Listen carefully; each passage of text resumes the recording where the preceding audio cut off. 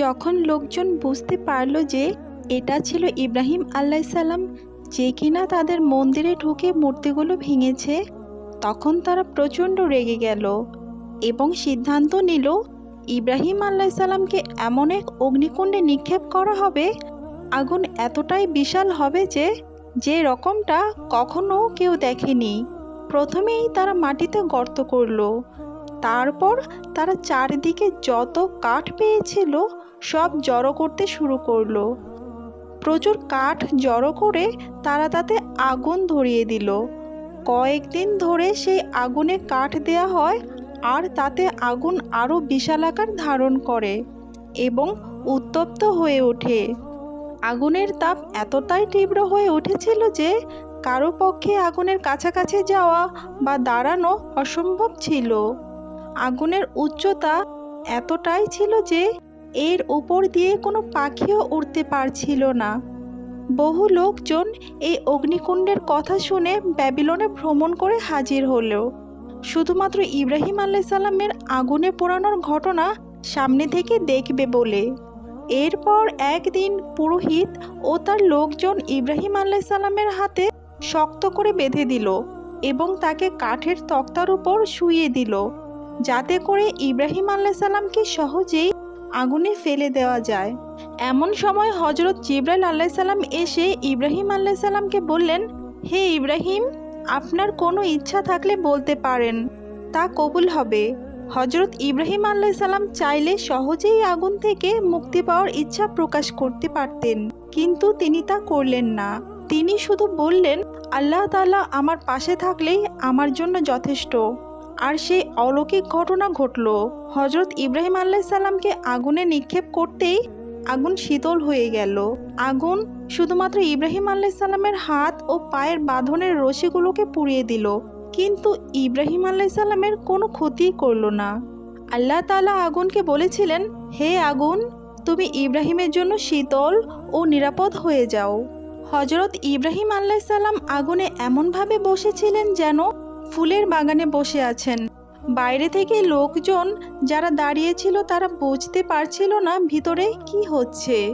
তারা আগুন নিভে যাওয়ার অপেক্ষায় ছিল। আগুন নিভে যাওয়ার পর তারা দেখল হজরত ইব্রাহিম আলাইসাল্লাম সুস্থ দেহে আছেন। আগুন তার গায়ে একটি আঁচড়ও কাটেনি। তারা এই অলৌকিক ঘটনার সাক্ষী হয়ে নিজেদের মধ্যে বলতে থাকলো, ইব্রাহিমের খোদাই আসল খোদা। কিন্তু অনেকেই তার উপর রেগেছিল, কারণ তাদের মূর্তিগুলো ইব্রাহিম আলাইসাল্লাম ভেঙে ফেলেছিলেন। তারা তাকে বাদশাহ নমরুদের দরবারে নিয়ে গেল মূর্তি ভাঙার বিচার করার জন্য। বাদশাহ নমরুদ রাগান্বিত কণ্ঠে জিজ্ঞেস করলেন, হে ইব্রাহিম, কেন তুমি মূর্তি ভাঙলে? ইব্রাহিম আলাইসাল্লাম বিনীত কণ্ঠে বললেন, এসব মূর্তি মাটি দিয়ে তৈরি, এরা কখনো খোদা হতে পারে না।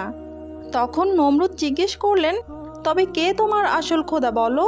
তখন হজরত ইব্রাহিম আলাইসাল্লাম বিনীত কণ্ঠে বললেন, শুধুমাত্র একজন খোদাই সত্যি, তিনি হলেন আল্লাহ সুবহানাহু ওয়া তাআলা, যিনি কিনা মানুষকে জীবন দান করেন ও মৃত্যু ঘটান। বাদশাহ নমরুদ তখন আরও রেগে গিয়ে বললেন, আমিও জীবন দান ও মৃত্যু ঘটাতে পারি। বাদশাহ নমরুদের আদেশে প্রহরীরা দুজন দাসকে দরবারে নিয়ে আসলো। বাদশার আদেশে প্রহরী প্রথম দাসকে তরবারির আঘাতে হত্যা করলো, আর দ্বিতীয় দাসকে তরবারি দিয়ে আঘাত করার সময় নমরুদ প্রহরীকে থামার আদেশ করলো। তারপর ইব্রাহিম আলাইসাল্লামের দিকে তাকিয়ে বলল, তুমি তো নিজের চোখেই দেখলে, আমি চাইলেও মানুষকে মৃত্যু দিতে পারি, আবার চাইলে বাঁচিয়ে রাখতে পারি। ইব্রাহিম আলাইসাল্লাম তখন শান্ত কণ্ঠে বললেন, আল্লাহ সুবহানাহু ওয়া তাআলা সূর্যকে পূর্ব দিক থেকে উদিত করেন, আপনি কি সূর্যকে পশ্চিম দিক থেকে উদিত করে দেখাতে পারবেন? হজরত ইব্রাহিম আলাইসাল্লামের এই প্রশ্নে বাদশাহ নমরুদ খুবই ক্ষিপ্ত হলেন, কিন্তু সেবারের মতো তিনি তাকে যেতে দিলেন।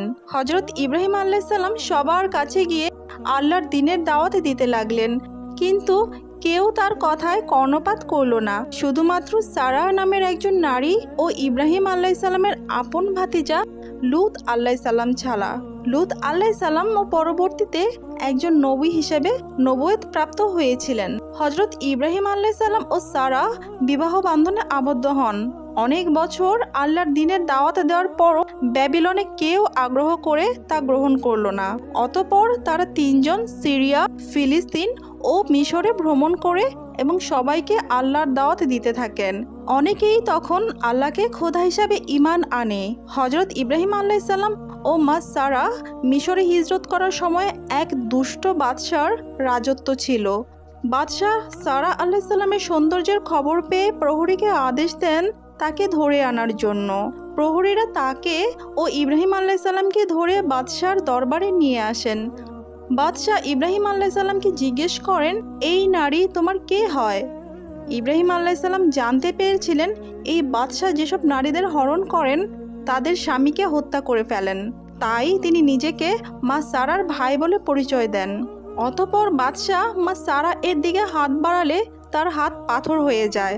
মা সারা আল্লাহর কাছে তখন দোয়া করেন যেন বাদশার হাত সুস্থ হয়ে যায়, এবং মা সারার দোয়ায় বাদশার হাত সুস্থ হয়ে গেলে বাদশাহ তাতে খুশি হয়ে যান এবং নিজের ভুল বুঝতে পেরে মা সারাকে মুক্তি দেন এবং সাথে অনেক ধন সম্পদ ও হাজেরা নামের সহকারীকে উপহার হিসাবে দেন।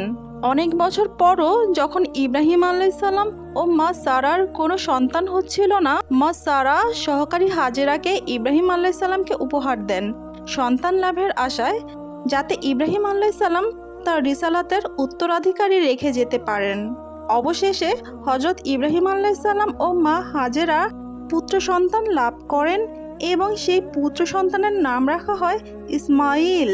ইসমাইল আলাইহিস সালামও পরবর্তীতে একজন নবী হিসাবে নবুয়ত পান। ইসমাইল আলাইহিস সালাম একটু বড় হলে আল্লাহর নির্দেশে হযরত ইব্রাহিম আলাইহিস সালাম মা হাজেরা ও শিশুপুত্র ইসমাইল আলাইহিস সালামকে মক্কায় রেখে আসেন। সেখানে অল্প কিছু খাবার দিয়ে তাদের রেখে আসার সময় ইব্রাহিম আলাইহিস সালামের খুবই কষ্ট হচ্ছিল, আর তিনি আল্লাহর কাছে হাত তুলে দোয়া করছিলেন যেন আল্লাহ তাদের খাবারের ব্যবস্থা করে দেন। খাবার শেষ হয়ে যেতেই পানির অভাবে ইসমাইল আলাইহিস সালাম নিস্তেজ হয়ে আসছিলেন। মা হাজেরা তখন পুত্রের শোকে পাগলের মতন আল সাফা ও আল মারওয়া পর্বতের মাঝে ছুটোছুটি শুরু করলেন। অতঃপর শিশু ইসমাইল আলাইহিস সালামের পায়ের আঘাতে জমজম কূপের সৃষ্টি হয়, যার ফলে পরবর্তীতে মক্কায় বসতি স্থাপন হয়।